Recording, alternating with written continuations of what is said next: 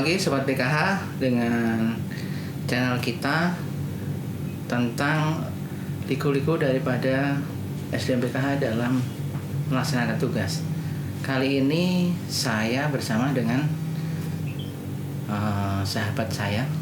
Siap. Mas Slamet. Yeah. Bener ya Mas Slamet? Oh, Mas Slamet siapa? Mas Slamet siapa? Selamat Riyadi. Oh, Selamat Riyadi. Beliau adalah koordinator wilayah untuk Provinsi Lampung. Koordinator wilayah PKH otomatis ya, Sobat PKH. Oke, Mas Slamet. Mas Slamet bergabung dengan PKH ini mulai tahun berapa sih? Saya bergabung di PKH sejak 2011. Oh, 2011 ya. Udah lama ya. Lama ya ternyata. Udah tua berarti. Terus kan karir awal langsung jadi korwil atau gimana ceritanya?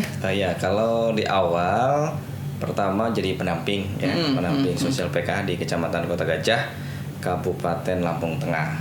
Nah, itu di tahun 2011 ya. Dan itu juga tahap awal implementasi PKH di Lampung, baru di 4 kabupaten, salah satunya di Lampung Tengah begitu. Baru kemudian 3 tahun menjadi pendamping di tahun 2013 akhirnya. Nah, itu ikut seleksi dan alhamdulillah lolos begitu. Dan kemudian baru menjadi korwil PKH Provinsi Lampung untuk wilayah Lampung 2 begitu. Nah, perkembangan kan dari awal ya, dari pendamping meningkat sampai akhirnya jadi korwil. Kira-kira suka dukanya apa ini, Mas? Suka duka kalau pertama ketika menjadi pendamping banyak sukanya sih kalau saya sih melihat begitu kan. Sukanya apa? Karena memang kita sejak di kampus ya, di kampus itu memang aktivitas sosialnya ketika di organisasi ya, di Badan Eksekutif Mahasiswa itu memang sudah biasa bersinergi dengan masyarakat. Kebetulan pasca kampus ketemu dengan PKH yang juga sama gitu kan. Itu ketemu dengan masyarakat, maka ada rasa yang bahagia gitu ketika walaupun hanya sebagai pendamping sosial PKH, namun sisi kebermanfaatannya itu cukup luar biasa gitu kan. Saya waktu itu jadi pendamping yang saya dampingi 314 KPM dalam satu kecamatan dan satu-satunya kan itu. Waktu itu di tahun 2011 ya. Beda dengan sekarang. Nah, sekarang pendampingnya udah banyak begitu. Nah, yang dukanya karena memang itu satu kecamatan ada 10 desa, kemudian yang namanya di kampung ya, atau di desa kan antara Jawa dengan Sumatera kan relatif berbeda tuh ya. Nah, di kita itu kan jalan itu pasti berlobang, kemudian batu itu ya istilah kita onderlak ya, jalan batu itu kan. Nah, kadang-kadang ketika deadline, ketika kita verifikasi komitmen, karena dalam satu kecamatan, kebetulan kecamatan itu adalah kota pendidikan. Jadi jumlah sekolahnya pasti banyak. Dan di luar kecamatan itu sekolahnya di situ. Karena saya satu-satunya berarti apa? Banyak fasdik yang harus saya verifikasi. Saya ingat saya itu lebih dari 30 baik SD, SMP dan SMA. Kemudian ya itu fasdiknya, faskesnya itu kebetulan ada 2 di satu kecamatan, ada 2 puskesmas. Karena saking luasnya kecamatan itu, gitu kan. Nah, jadi juga cukup banyak posyandu yang kemudian harus kita lakukan. Nah, dukanya apa? Setelah verifikasi, biasa saya urut. Nih Sobat PKH, ternyata pijet itu jadi bagian daripada hal yang harus selalu kita lakukan pada saat kita capek. Biar apa? Biar seger kembali. Betul. Ini Mas Slamet kan perjalanannya kan jadi korwil sekarang. Siap.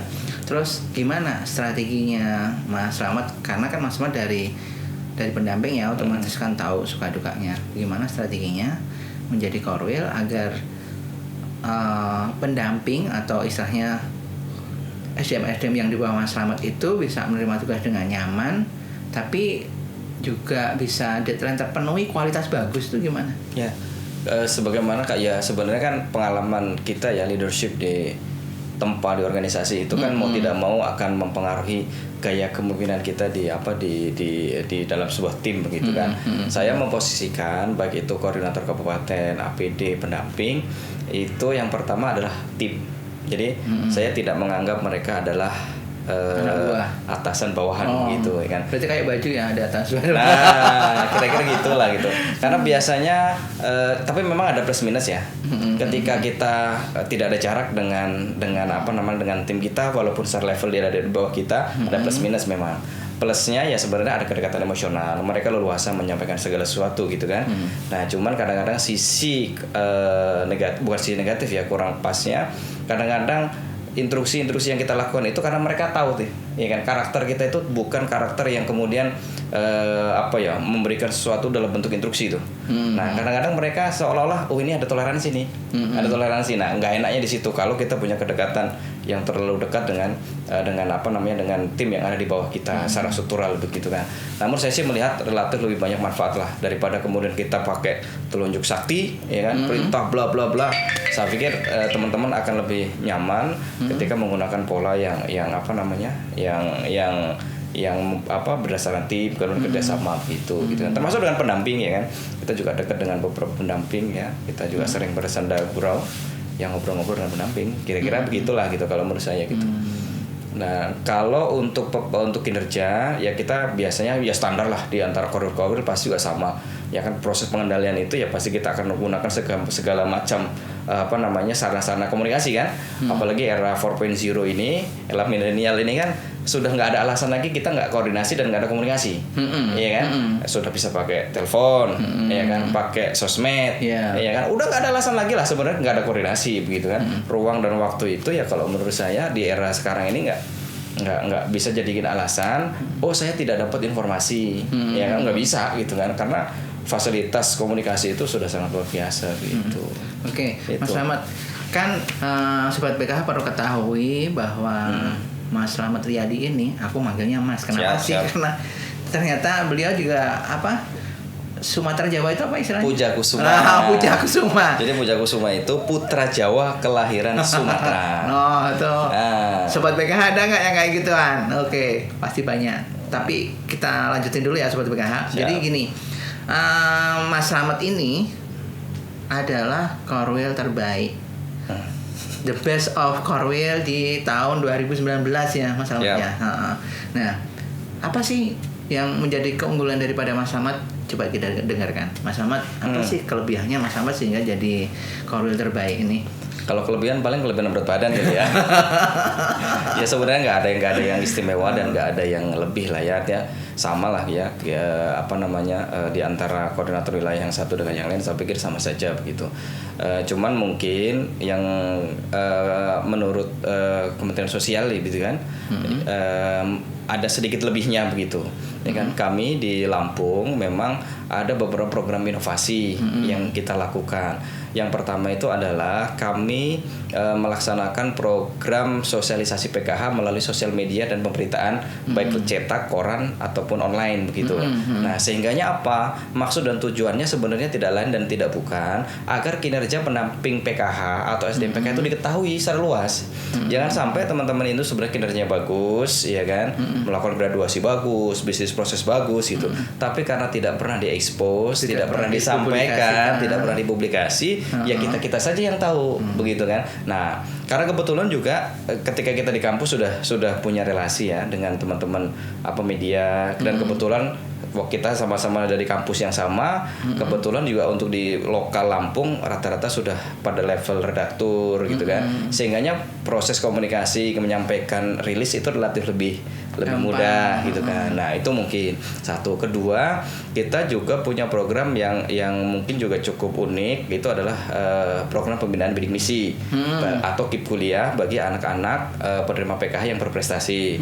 Kami sebutnya adalah gerakan Ayo Kuliah begitu. Sederhananya sih mengajak anak-anak PKH yang potensial, ya kan, itu untuk bisa melanjutkan jenjang perguruan tinggi gitu ya. Nah kira-kira begitulah gitu kan yang kami lakukan. Terus ada beberapa juga inovasi lain, kami memberikan reward kepada SDM PKH gitu kan yang memang berprestasi secara kinerja. Itu memang per kabupaten dan sampai dengan tingkat provinsi kita berikan reward yang kita sebut dengan pendamping teladan atau pendamping inspiratif.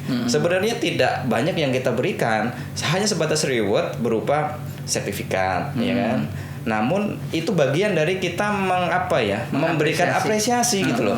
Jangan sampai yang berkinerja bagus atau yang sedang-sedang atau yang tidak bagus itu tidak ada bedanya begitu. Kalau dari sisi reward yang lain sih kita belum berikan, tapi itu adalah upaya-upaya kita berkolaborasi dengan Dinas Sosial Kabupaten itu untuk meningkatkan ya semangat lah ya daripada kinerja teman-teman SDM PKH. Kira-kira begitu, Mas Arif. Nah, aku yang pengen nanya ini kan, aku juga penasaran nih Mas Rahmat. Gerakan Ayo Kuliah itu gimana sih caranya biar bisa dikembangkan di provinsi yang lain? Ya, ini alhamdulillah sebenarnya biasanya sih ya, kalau ini pengalaman saya secara pribadi kan, gerakan Ayo Kuliah itu latar belakangnya sebenarnya adalah pengalaman saya lah ya, atau apa namanya waktu saya kuliah begitu kan. Kita juga sebenarnya bukan berasal dari keluarga yang relatif sejahtera begitu kan, ya biasalah keluarga petani lah relatif begitu kan. Nah itu ketika kuliah itu mengalami hambatan-hambatan begitu, tapi karena daya juang ya ternyata bisa kita selesaikan gitu kan, bahkan sampai jenjang pasca begitu kan. Nah saya melihat juga potensi di anak PKH itu juga banyak yang sebenarnya seperti mutiara begitu. Namun karena tidak ada faktor yang kemudian memotivasi, mengarahkan, membimbing, sehingganya potensi itu tidak teroptimalkan. Nah dari situ akhirnya kemudian kita mencoba nih bagaimana sebenarnya anak-anak PKH yang potensial dalam tanda petik akademis itu bisa melanjutkan ke jenjang perguruan tinggi. Nah karena lahir di tahun 2017 sampai dengan hari ini itu kan total di Lampung itu sudah 281 anak ya. Banyak nih. Ya 281 dari 2017, 18, 19 dan 20 kan. Nah itu kita arahkan untuk kemudian bisa melanjutkan ke jenjang pendidikan tinggi gitu. Nah cuman memang yang masih menurut hemat kita perlu ada kolaborasi atau kebijakan adalah bagaimana sinkron ini. Ini kan catatan kami adalah belum sinkron antara program PKH khususnya ya anak PKH ini dengan yang dapat melanjutkan yang perguruan tinggi itu adalah komplementaritas bidik misi atau kuliahnya. Nah sebenarnya kalau misalkan ketika ini mimpi saya ya, dan saya pikir juga sama lah teman-teman semuanya, ketika anak PKH yang diterima di kampus baik PTN negeri swasta atau yang keagamaan, ketika dia sudah diterima kemudian kan di situ ada KIP kuliah tuh atau bidik misi tuh. Nah ketika bisa disinkronkan tentu ini akan menjadi daya ungkit penanggulangan kemiskinan antar generasi yang sangat efektif kalau menurut saya begitu. Nah cuman memang ini kan masih perlu kita komunikasikan, kita diskusikan begitu kan. Nah mudah-mudahan tapi dengan semakin banyak kita lihat ya seperti kan di Jawa Tengah, di NTB ya kan, di Jawa Barat begitu kan, itu kan sudah mulai juga bergeliat itu kan. Soal nama nggak jadi masalah begitu, tapi niatnya sama, bagaimana membuka akses, memberikan motivasi anak-anak PKH untuk bisa melanjutkan jenjang perguruan tinggi. Sebagai contoh di Lampung sudah ada 2. Jadi 2 orang itu awalnya anak PKH, kemudian dia melanjutkan perguruan tinggi, kemudian lulus dan kemudian menjadi pendamping PKH melalui proses seleksi, ya kan? Ternyata ketika menjadi pendamping PKH, ya kan, itu kemudian efeknya apa? Si anak PKH yang sekarang menjadi pendamping PKH di Pesawaran di Kabupaten Lampung di Waikanan itu kan punya penghasilan tuh. Nah dengan penghasilan itu karena mereka juga masih tinggal dengan orang tua, masih single nih kan, memang presiden duit kan, lulus langsung gitu kan, menjadi pendamping dan punya penghasilan kan. Nah akhirnya mendoronglah keluarganya untuk kemudian digraduasi gitu kan. Lah kalau ada efeknya kan. Nah kalau saya berpikir sederhana, misalkan Lampung ya kan 50 saja setiap tahun. Kita kalikan misalkan provinsi kita ada 34, ya kan, itu kan sudah banyak begitu kan. Dan efeknya juga tentu juga akan ke peningkatan kesejahteraan keluarga begitu. Nah, ya kira-kira itulah gambaran sederhana dari konsep yang gerakan Ayo Kuliah itu gitu kan. Nah, kami juga berharap agar sebenarnya teman-teman yang lain juga punya hal yang sama, punya niat yang sama untuk kemudian memberikan akses gitu kan. Saya kemarin mendengar berita bagus dari Pak Atoilah ya, Wakil Jawa Barat ya kan. Beliau mendapatkan informasi ada peluang tuh berbagai macam beasiswa kuliah di beberapa kampus kan. Nah, saya lihat ini juga menjadi peluang nih. Bisa jadi nanti Jawa Barat ketika sukses justru nanti akan memberikan efek ke provinsi-provinsi lain begitu, sehingganya kita di 34 provinsi juga bisa bergerak bersama begitu. Nah ini harapannya semakin banyak yang bergerak, mudah-mudahan semakin banyak anak PKH yang bisa melanjutkan ke jenjang pendidikan tinggi gitu. Kira-kira gitu Mas Arif.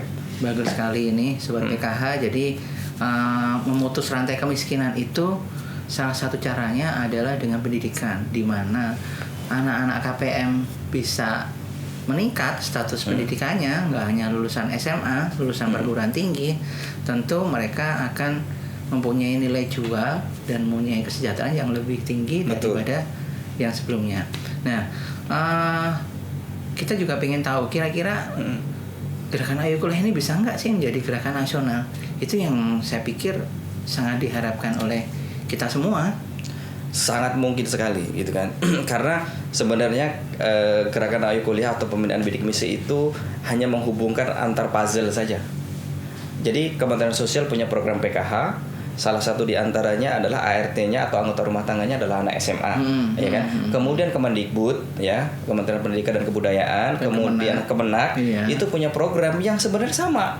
Bidik misi atau KIP kuliah itu adalah sebenarnya juga bansos, diberikan kepada keluarga yang memiliki anak untuk jenjang pendidikan tinggi, memiliki prestasi akademis tapi memiliki kekurangan di tingkat ekonomi. Ya kan, sama kan PKH dengan gini sama kan. Cuma Sebenarnya kita tuh hanya gitu aja sebenarnya. Nah, cuman memang inilah yang masih menjadi tantangan kita bareng-bareng, ya kan. Mungkin ya kan ini masih suaranya masih belum menggema, sehingga belum memberikan mungkin daya dobrak, kurang kencang mungkin kurang kencang. Nah mungkin ya peran kita bersama bagaimana ya kita mengangkat gitu kan, mengangkat bagaimana anak-anak yang memang secara potensi akademisnya bagus, kemudian kita arahkan untuk bisa masuk ke jenjang perguruan tinggi gitu kan. Ditambah lagi potensi SDM PKH ini kan tersebar di 34 provinsi, ya kan, 500 kabupaten kota, dengan total kan hampir 40.000 kan, total itu kan SDMPK. Nah tentu ini jadi potensi dan peluang yang sangat besar untuk kemudian kita menyebarkan virus-virus kebaikan. Saya pikir gerakan Ayo Kuliah virus kebaikan, saya pikir begitu kan. Pastilah, karena kan bisa membantu mengentaskan kemiskinan. Oke, sobat PKH, jangan lupa bahwa kita harus dukung gerakan Ayo Kuliah. Karena apa? Dengan gerakan Ayo Kuliah ini kita bisa memutus rantai kemiskinan. Gimana kalau sobat PKH kasih komentarnya di channel ini untuk memberikan dukungan kepada kita semua terhadap gerakan Ayo Kuliah. Saya pikir ini yang terakhir saya tanyakan ke Mas Rahmat. Ada pesan-pesan apa buat sobat PKH semua di Indonesia ini? Pesan-pesannya pertama adalah mari kita sama-sama jaga program bagus kita. PKH ini menurut saya ya kan, dan pengalaman saya sejak 2011 sampai dengan hari ini menjadi SDM PKH, ini adalah program yang sangat bagus ya kan, sangat mulia. Karena apa? Membantu orang. Dan orang yang kita bantu ini adalah orang yang dalam posisi terbatas begitu kan, membutuhkan bantuan. Ya kan, membutuhkan bantuan kan begitu kan. Nah ketika kita bisa membantu, ya tentu juga kalau kita sebagai manusia yang beragama begitu kan, tentu ini adalah bagian dari ibadah. Jadi saya pikir ada dua tuh, satu sisi kita bekerja mendapatkan kepuasan batin gitu kan, satu sisi kita niatkan sebagai ibadah ya kan, kita juga akan mendapatkan amal kebaikan dari Tuhan Yang Maha Esa begitu kan. Nah saya pikir ini gitu. Nah sehingganya ya tidak selayaknya kemudian kita menyia-nyiakan ya amanah kita atau jabatan kita sebagai SDM PKH untuk tidak berkinerja baik. Ya kan. Nah kan makanya kita sama-sama berharap ya kita mari ya. Tentu setiap SDM PKH kabupaten kota punya potensi masing-masing ya yang bisa diunggulkan. Silahkan, saya juga sampaikan kepada teman-teman pendamping dan Korkap ya kan, untuk meningkatkan atau melakukan expose ya kan, sesuai dengan karakteristik dan kelebihan atau inovasi di masing-masing kabupaten ya kan. Misal contoh yang memang contoh Kabupaten Lampung Barat ya. Kabupaten Lampung Barat ini secara di Lampung jumlah KPM-nya tidak besar, tapi antusias anak PKH yang melanjutkan ke jenjang perguruan tinggi adalah terbesar di Lampung. Nah, itu dari 281 itu hampir 50%-nya dari satu kabupaten. Nah, kan itu unik gitu. Bahkan saya sampaikan ke beberapa rekan-rekan yang di bidang pendidikan, ini perlu diteliti. Kenapa? Karena posisi daerahnya di pegunungan, jumlah KPM tidak banyak, tapi motivasi anak. Nah itu kan perlu diteliti lebih jauh, ada apa sebenarnya. Kenapa di kabupaten yang lain kok tidak gitu? Itu satu ya kinerja. Kedua kaitannya dengan inovasi gerakan Ayo Kuliah tadi, tentu semakin kita ya rekan-rekan semuanya SDM PKH bergerak ya kan, minimal memberikan inovasi, memberikan motivasi nih, ngasih info saja deh gitu kan. Karena selama ini latar belakangnya yang menjadi masalah, mereka ini punya potensi akademis tapi nggak ngerti informasi, ya kan? Tahu-tahu apa pendaftaran ditutup. Nah, jadi mereka ini tidak tahu gitu kan, karena memang latar belakang keluarga PKH kan terbatas tuh. Nah, kita sebagai SDM PKH itu ya hanya sebenarnya sederhana kok perannya. Hanya ngasih tahu, Dek, ini loh sudah saatnya ngedaftar, oh ini loh dan sebagainya gitu kan. Dan yang terakhir ya kaitannya dengan penyampaian ya kan, publikasi kinerja. Saya pikir ini sangat penting dan saya senantiasa, ini juga arahan Pak Direktur kita ya, Pak Dirjen juga Pak Menteri, agar SDM PKH itu juga meningkatkan publikasi gitu kan. Sarananya udah luar biasa tuh, baik terhadap channel ini ya kan. Juga saya sih berharap teman-teman SDM PKH juga mendukung begitu kan. Ini bukan dalam rangka kita mencari sesuatu, bukan gitu kan. Ini adalah dalam rangka mengikuti arahan dari Pak Direktur kan, agar semakin banyak channel, semakin banyak sarana publikasi, maka kinerja SDM PKH itu akan muncul. Ya kan? Kalau di luar sana pemberitaannya negatif tuh. Ya kan?